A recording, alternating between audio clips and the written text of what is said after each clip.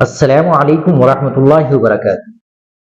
ناظرین کرام، امارت شرعیہ بہار نے نتیش کمار کی افطار پارٹی کا بائیکاٹ کا کیا اعلان۔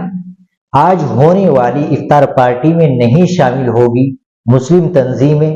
وقف ترمیمی بل کے خلاف آل انڈیا مسلم پرسنل لا بورڈ اور جمعیت و جماعت نے اپنا احتجاج تیز کر دیا ہے اور نام نہاد سیکولر سیاسی جماعتوں کی تقریبات کے بائیکاٹ کا آغاز کر دیا ہے۔ اسی ضمن میں اب امارت شرعیہ بہار نے بھی وزیر اعلیٰ نتیش کمار کی جانب سے منعقد کی جانے والی افطار پارٹی کے بائیکاٹ کا اعلان کر دیا ہے۔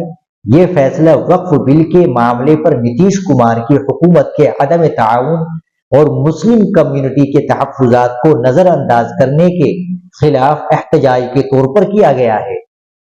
یاد رہے کہ یہ افطار پارٹی آج ہی ہونی ہے۔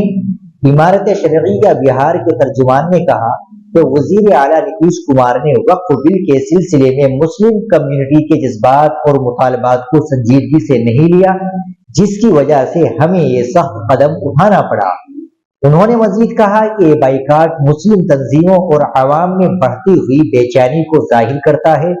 واضح رہے کہ یہ افطار پارٹی جو ہر سال رمضان کے دوران پٹنہ میں منعقد کی جاتی ہے، سیاسی اور سماجی شخصیات کے لیے ایک اہم تقریب سمجھی جاتی ہے۔ تاہم اس بار امارت شرعیہ کے اس اعلان کے بعد دیگر دینی اور ملی تنظیموں کے بھی بائیکاٹ میں شامل ہونے کا امکان ظاہر کیا جا رہا ہے۔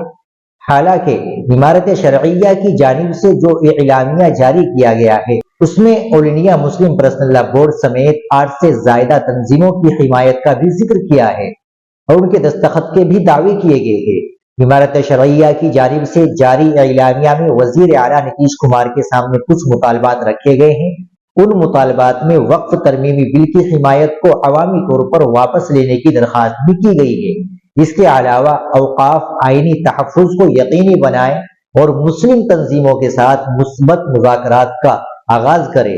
مطالبات کے علاوہ یہ بھی کہا گیا ہے کہ اگر یہ وقف بل قانونی شکل اختیار کر جاتا ہے تو اس کے لیے JDU مکمل طور پر ذمہ دار ہوگی اور اس غیر آئینی قدم کا جمہوری، قانونی اور سیاسی طور پر مخالفت جاری رکھیں گے۔ ناظرین کرام، آپ اس خبر کے تعلق سے کیا کہیں گے کمنٹ باکس میں ضرور بتائیں۔ ویڈیو کو لائک اور شیئر ضرور کریں، چینل کو بھی سبسکرائب کر لیں۔ ملتے ہیں انشاءاللہ اگلی ویڈیو کے ساتھ۔ السلام علیکم ورحمۃ اللہ وبرکاتہ۔